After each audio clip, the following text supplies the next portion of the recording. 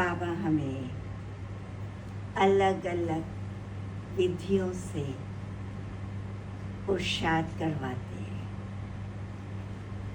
तो आज जो बाबा ने कहा, आप मुसाफिर, यहाँ हम आए हैं, मुसाफरी कर रहे हैं ना, मुसाफिर ही है।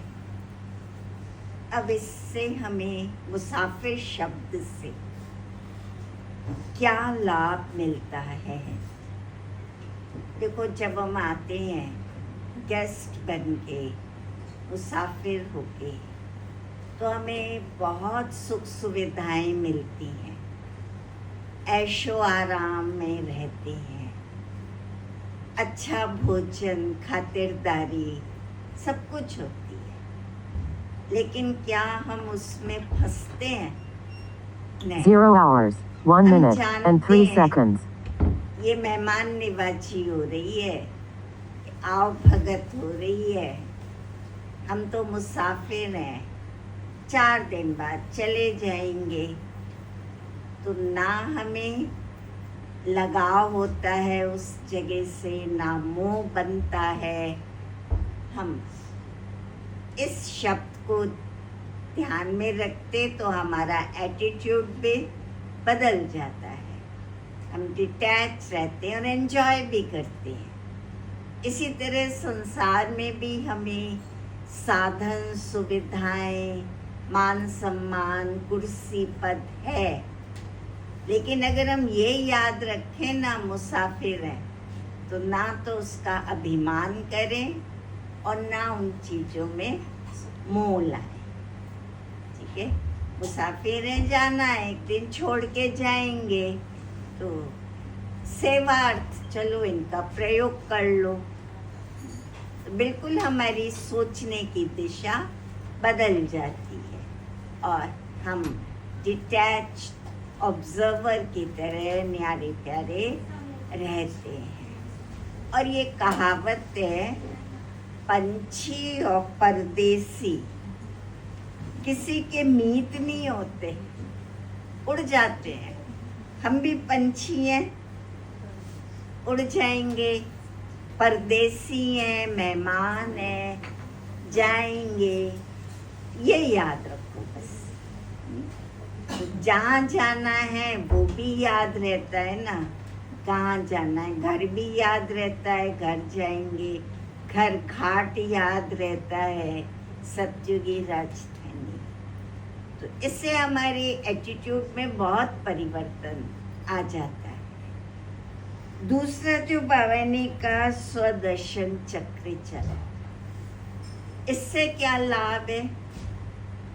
स्वदर्शन चक्र, 4 युगों का चक्र, और दर्शन देखना, स्व आत्मा, आत्मा को देखो। 4 युगों के चक्र में, सतयुग में क्या थे, त्रेता में क्या थे, द्वापर से क्या हो गए, कलयुग में क्या बन गए, और अब हम संगम पर क्या हैं, और फिर मुझे क्या बनना है। स्वयं को देखा, 4 युगों के चक्र में अपनी स्थिति को देखा, तो हमारे अंदर ये कॉन्शियस बिल्डअप होती है, हम ही तो देवता थे, हम रहे हैं, और फिर हम पतन में आ गए, तो अब पुनः हमें देवता बनना है। बनना है, थे और फिर बनना है। तो दैवी संस्कार अपनाना मुश्किल नहीं है, असंभव नहीं है। जो चीज़ थी उसको फिर रिवाइज ही तो करना है। बचपन में सिलाई सीखी, वर्षों तक नहीं की सिलाई, भूल से गए, फिर कोई थोड़ा याद दिलाता है ना, थोड़ा सा टच होता है, रिवाइज होता है, तो पुनः हम परफेक्ट हो जाते हैं। तो स्वदर्शन, बस अपने आप को देखो, हम क्या थे, क्या हो गए, अब क्या बनना है, तो बन जाएंगे सहज। और एक शब्द और है इसमें, सुदर्शन। स्वदर्शन तो स्वयं को देखना, 4 युगों में स्थिति को, और सुदर्शन, सु कहते हैं सुंदर, दर्शन कहा जाता है फिलॉसफी, ज्ञान, दर्शन शास्त्र है ना, फिलॉसफी। तो सुदर्शन सुंदर ज्ञान का चक्र चलाओ। चक्र, चिंतन भी ना एक चक्र के रूप में है। उल्टा चक्र चल जाए ना तो माथा ही खराब हो जाता है, कहते हैं ना माथा ही घूम गया, ऐसा उल्टे विचार चक्र चल गया। और सीधा चक्र चलता है तो एनर्जी देता है। तो सुंदर ज्ञान का चक्र चिंतन करते रहो तो ऑटोमेटिकली व्यर्थ चिंतन, नेगेटिव बुराइयां अपने आप खत्म होती जाएंगी, समाप्त हो जाएंगी ना। तो बाबा ने ये 2 पुरुषार्थ की आज हमको विधि बताई। और एक बात बस अनुभव से बता देती हूँ। बाबा कहते हैं ना मैं बीमारी ठीक नहीं करता, मैं ये कार्य नहीं करता, इसलिए नहीं आया हूँ, मैं तो पावन बनाने आया हूँ। लेकिन मैं लकी हूँ। कैसे? मुझे इतना छोटी बाल भवन में थी, इतना हाई टेम्परेचर था, हो ही नहीं रहा था डाउन।